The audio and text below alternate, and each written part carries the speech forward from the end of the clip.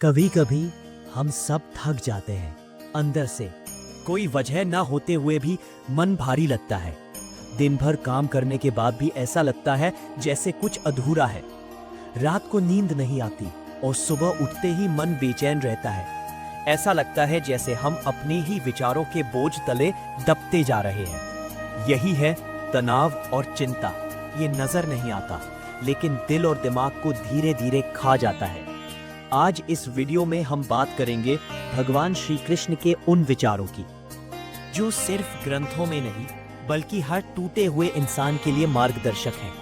अगर आप भी किसी चिंता या मानसिक दबाव से जूझ रहे हैं तो ये वीडियो आपके लिए है। हम जब भी कोई काम करते हैं हम सोचने लगते हैं इसका नतीजा क्या होगा, सफल होंगे या नहीं, लोग क्या कहेंगे। यही चिंता शुरू हो जाती है। श्री कृष्ण ने अर्जुन से क्या कहा था जब वो कुरुक्षेत्र में खड़ा होकर डर गया, घबरा गया, हिम्मत हार बैठा। तब भगवान ने कहा, हे अर्जुन, तू सिर्फ कर्म कर, फल की चिंता मत कर। फल देना मेरा काम है। गीता का मूल है कर्मण्यवाधिकारस्ते मा फलेषु कदाचन। इसका अर्थ है हम सिर्फ अपने कर्तव्य पर ध्यान दें। हम जो कर सकते हैं वही करें। भविष्य भगवान के हाथ में है। चिंता तभी मिटती है जब हम ये स्वीकार कर ले कि सब कुछ हमें कंट्रोल नहीं करना है। जब जीवन में कुछ भी हमारे अनुसार नहीं हो रहा होता तब घबराहट बढ़ती है। हम सोचते हैं सब कुछ मेरे साथ ही क्यों हो रहा है। लेकिन गीता में भगवान कहते हैं, मां में कम शरणम ब्रज, मेरी शरण में आओ, मैं तुम्हें मुक्त कर दूंगा। इसका मतलब क्या है?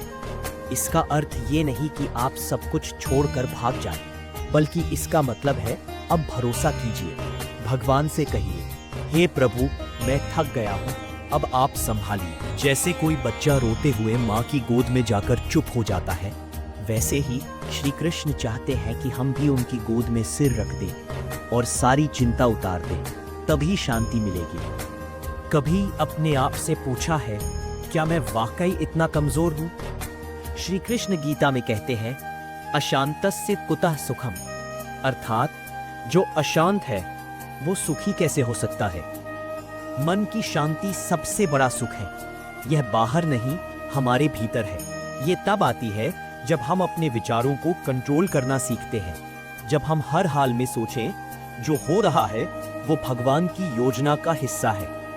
आज एक छोटी सी बात पर भी हम परेशान हो जाते हैं। फोन ना आया, काम नहीं बना, कुछ देर हो गई। लेकिन क्या कभी हमने सोचने की कोशिश की कि शायद ये देरी, ये रुकावट भी हमारे भले के लिए है?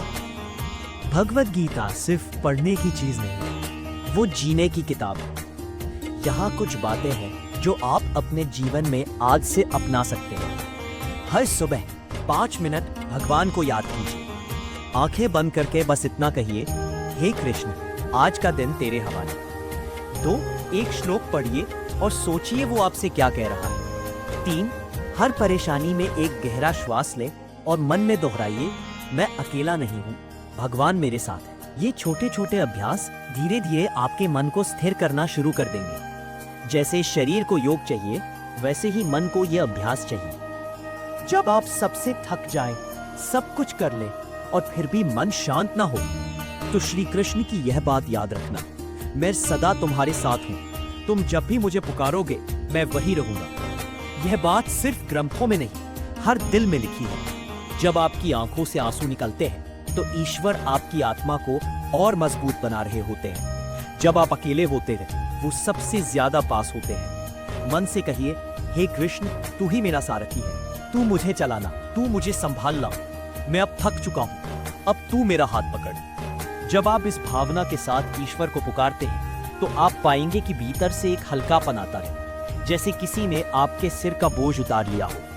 अब कुछ पल आंखें बंद कीजिए, गहरा सांस लीजिए और मन में दोहराइए, हे कृष्ण, मेरा जीवन तुझ पर है, मेरी चिंता तेरी है, मेरा हर कर्म तुझको अर्पण है, मुझे बस कर्म करना है, बाकी तू देख लेना। अगर ये वीडियो सुनकर आपको जरा भी सुकून मिला हो तो इसे किसी ऐसे व्यक्ति तक जरूर पहुंचाइए जो आज टूट रहा है और उसे कोई सहारा चाहिए। और कमेंट में लिखिए, मैं अब अपने जीवन का मार्गदर्शन श्री कृष्ण को सौंपता हूँ।